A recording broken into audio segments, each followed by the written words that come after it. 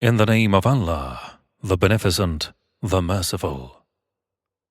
Those who disbelieve and hinder men from the path of Allah, He will render their deeds vain. But those who believe and do righteous good deeds, and believe in that which is sent down to Muhammad, for it is the truth from their Lord, He will absolve them of their vices, and will make good their state. That is because those who disbelieve follow falsehood, while those who believe follow the truth sent down by their Lord.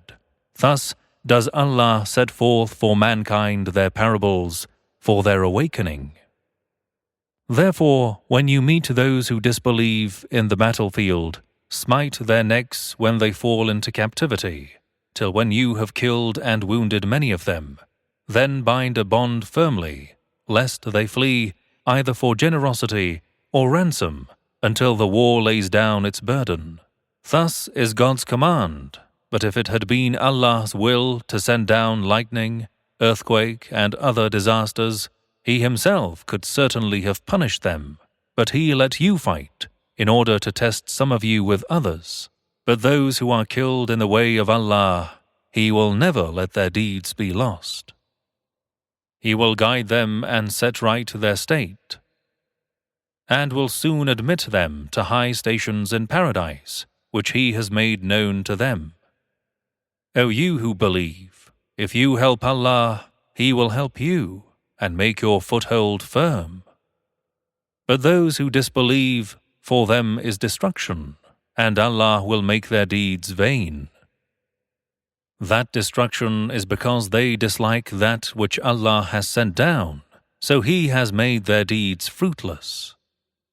Have they not traveled through the earth and seen what was the end of those before them? Allah destroyed them completely, and a similar fate is in store for disbelievers. That is because Allah is the protector of those who believe, and the disbelievers have no protector. Certainly Allah will admit those who believe and do righteous good deeds to gardens of paradise, under which trees, rivers flow, while those who disbelieve enjoy themselves in worldly life and eat as cattle eat, and finally the fire will be their abode. And many a people of a town, stronger than the people of your town, which has driven you out, we have destroyed, and there was no helper for them. Is he who is on a clear proof from his Lord like those for whom their evil deeds that they do are beautified for them, while they follow their own lusts? The description of paradise which the pious have been promised is that in it are rivers of water, the taste and smell of which are not changed, rivers of milk of which the taste never changes, rivers of wine delicious to those who drink, and rivers of clarified honey. Therein for them is every kind of fruit and forgiveness from their Lord. Are these like those who shall dwell forever in the fire, and be given to drink boiling water, so that it cuts up their bowels? And among them are some who apparently listen to you, till when they go out from you, they say to those who have received knowledge, "What has he said just now?" Such are men whose hearts Allah has sealed, and they follow their vain desires. While as for those who accept guidance, He increases their guidance and bestows on them their piety. Do they, the disbelievers, in order to believe, then await anything other than the hour that it should come upon them suddenly? But some of its portents have already come, and when it is on them on the day of resurrection, how can they benefit then by their reminder? Therefore, know that there is no God but Allah, and ask forgiveness for your sin, and also for the sin of believing men and believing women. And Allah knows well your moving about, and your place of rest. Those who believe say, "Why is not a chapter of the Qur'an sent down regarding jihad?" But when a decisive chapter is sent down and jihad is mentioned therein, you will see those in whose hearts is a disease looking at you with a look of one fainting to death.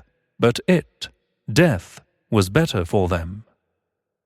Obedience and carefully considered words were better for them, and when the matter jihad is resolved on, then if they had been true to Allah and engage in jihad wholeheartedly, it would have been certainly better for them. Then if you who are sick at heart and frail of faith turn away from jihad, you are solely expected to do mischief in the land and sever your ties of kinship.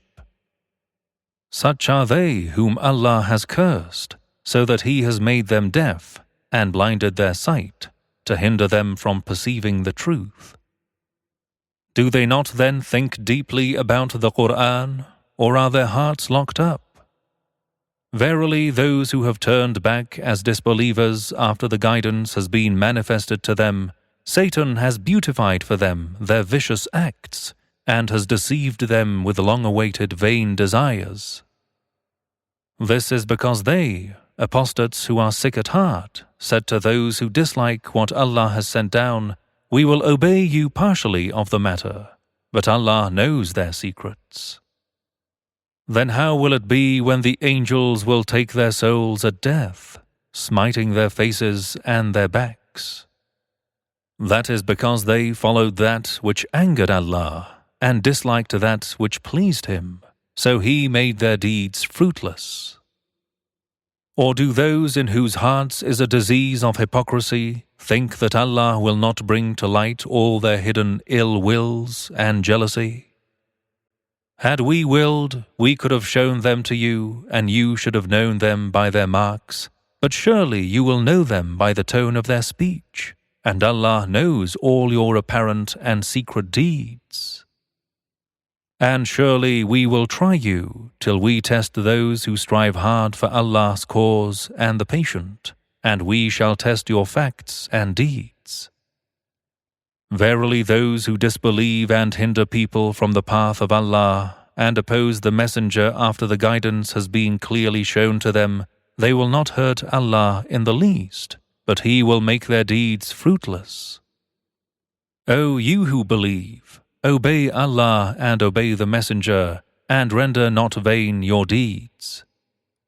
Indeed, those who disbelieve and hinder people from the path of Allah, then die while they are disbelievers, Allah will not forgive them. Therefore be not weak and ask not for peace while you are having the upper hand. Allah is with you, and He will never decrease the reward of your good deeds. The life of this world is mere play and pastime, but if you believe and fear Allah and avoid evil, He will grant you your rewards and will not ask you your wealth. If He were to ask you of it and press you, you would covetously withhold, and He will bring out all your ill wills. Behold, you are those who are called to spend in the cause of Allah, yet among you are some who are miserly, and whoever is miserly, it is solely at the expense of his own self. But Allah is all-sufficient, and you are poor, and if you turn away, He will exchange you for some other people, and they will not be your likes in terms of frailty of faith and miserliness.